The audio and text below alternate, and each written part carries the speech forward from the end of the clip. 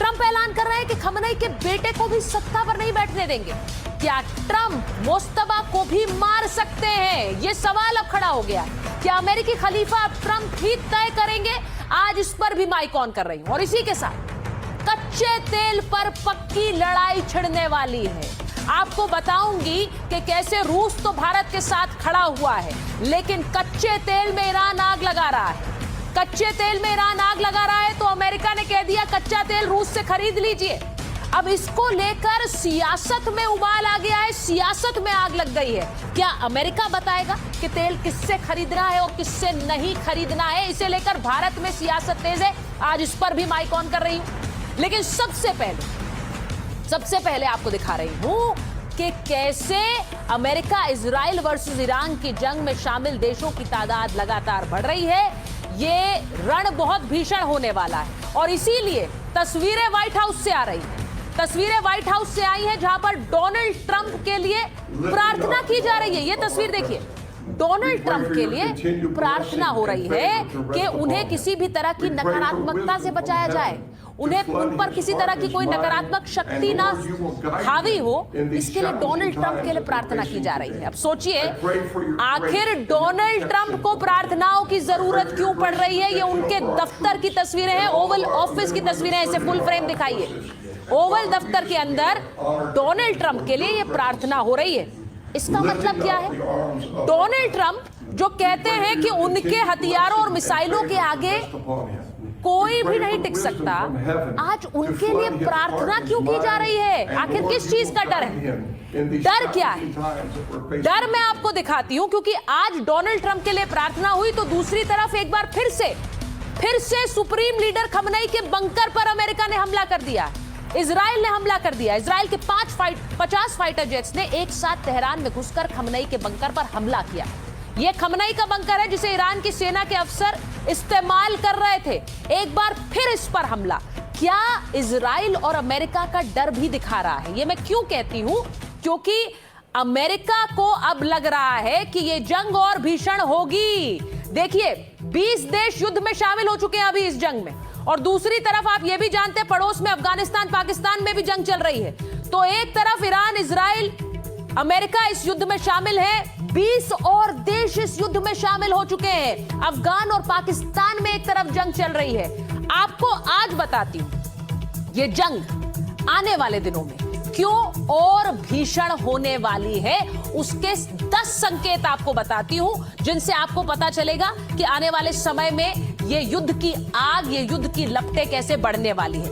Trump को अब प्रार्थनाओं की जरूरत पड़ रही है। वो ट्रंप जो अपने आप को सबसे शक्तिशाली बताते हैं, उन्हें प्रार्थना की जरूरत क्यों पड़ रही है? क्या कोई डर सता रहा है? दूसरा संकेत आपको बताती हूं, ईरान सरेंडर करने को तैयार नहीं है। उनके प्रेसिडेंट पेजेश्कियान कह रहे हैं पुराना जखीरा खत्म हो गया, अब नई तकनीक देखेगा अमेरिका और इजराइल।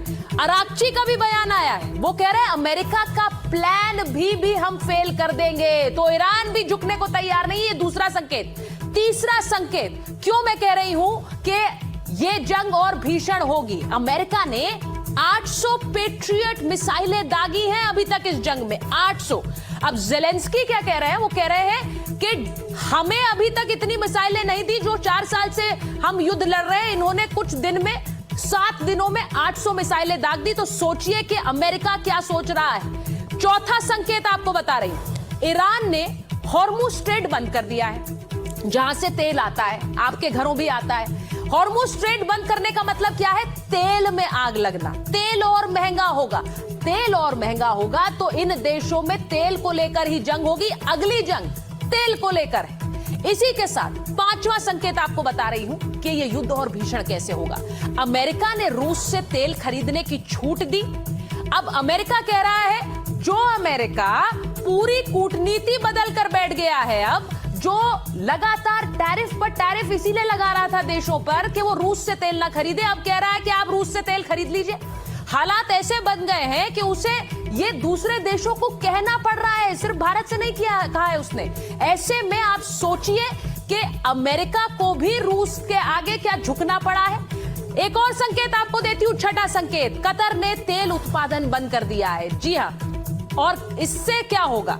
तेल के लिए हाहाकार मचने वाला है क्योंकि सप्लाई बाधित होगी। कतर एलएनजी के मामले में दुनिया की महाशक्ति है। भारत में भी एलएनजी वहां से आती है और देशों में भी, तो वहां से भी आग लगेगी। 7वां संकेत आपको बता रहे, पाकिस्तान पर युद्ध में कूदने का दबाव है। एक तरफ ईरान कह रहा है कि आप एयरबेसेस का इस्तेमाल करने दे रहे हैं, वो आक्रामक है। दूसरी तरफ सऊदी अरब कह रहा है हमारा साथ दीजिए क्योंकि हमारा तो एक समझौता है। तो क्या पाकिस्तान भी युद्ध में कूदेगा? 7वां संकेत। 8वां संकेत आपको बता रही, भारत के दरवाजे पर जंग आ गई। ईरानी युद्धपोत पर जो अटैक हुआ इंटरनेशनल वाटर्स में भले ही हुआ, लेकिन अब ये सब देशों को समझ आ रहा है और भारत को भी कि कितना करीब युद्ध है। इसी के साथ 9वां संकेत आपको बताती हूं, अफगानिस्तान पाकिस्तान में जंग जारी है। ये हमारे पड़ोस में हो रही है। ये जंग और भड़केगी तो क्या होगा? पहले ही एक युद्ध तेल को लेकर और अमेरिका इजराइल ने छेड़ा ईरान पर, वो जारी है। अफगानिस्तान पाकिस्तान का युद्ध अलग से जारी। और वहीं 10वां संकेत, जिसकी तस्वीर भी आपको दिखाऊंगी, नॉर्थ कोरिया ने, सोचिए नॉर्थ कोरिया अभी तक इसमें नहीं शामिल था, उसने अपना सबसे घातक डिस्ट्रॉयर का निरीक्षण कर लिया है। अपनी नौसेना की ताकत को कई गुना बढ़ाने का ऐलान कर दिया है किम जोंग उन ने। अब उनकी तस्वीरें ही आपको दिखा देती हूं। मैं जब कह रही हूं कि डिस्ट्रॉयर का निरीक्षण किया तो ये वो तस्वीरें हैं, दिखाइए।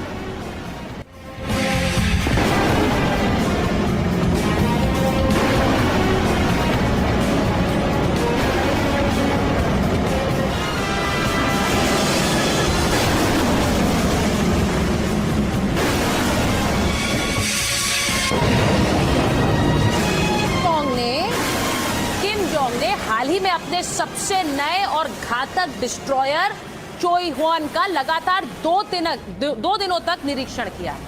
अब जहाज से क्रूज मिसाइलों का टेस्ट फायर देखा खुद किम जोंग उन ने वहां खड़ा होकर।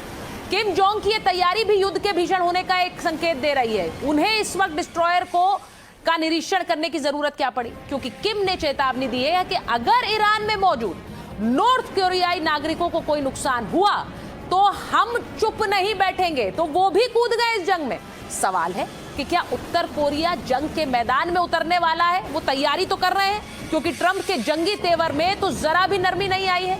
वो कह रहे हैं कि ईरान को हम छोड़ेंगे नहीं। सोचिए, यहां पर हर कोई अपनी ताकत दिखाने में लगा है और डोनाल्ड ट्रंप जो ये समझ रहे हैं कि युद्ध बड़ा हो गया है, अभी भी नया अल्टीमेटम दे रहे हैं। जरा सुनिए क्या कह रहे हैं Trump. So they have no air force, they have no air defense.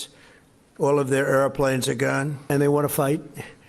And they're calling, they're saying, how do we make a deal? I said, you're being a little bit late, and we want to fight now more than they do.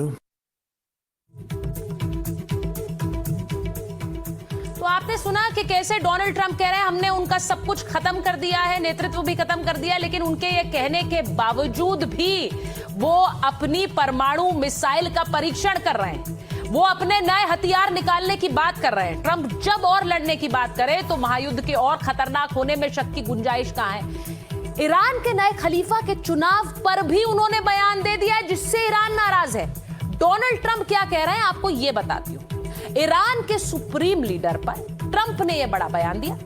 Iran मेरी मंजूरी के बिना leader नहीं चुन सकता है, ये कह रहे हैं डोनाल्ड ट्रंप। वो कह रहे हैं सुप्रीम लीडर का चुनाव मेरी निगरानी में होगा।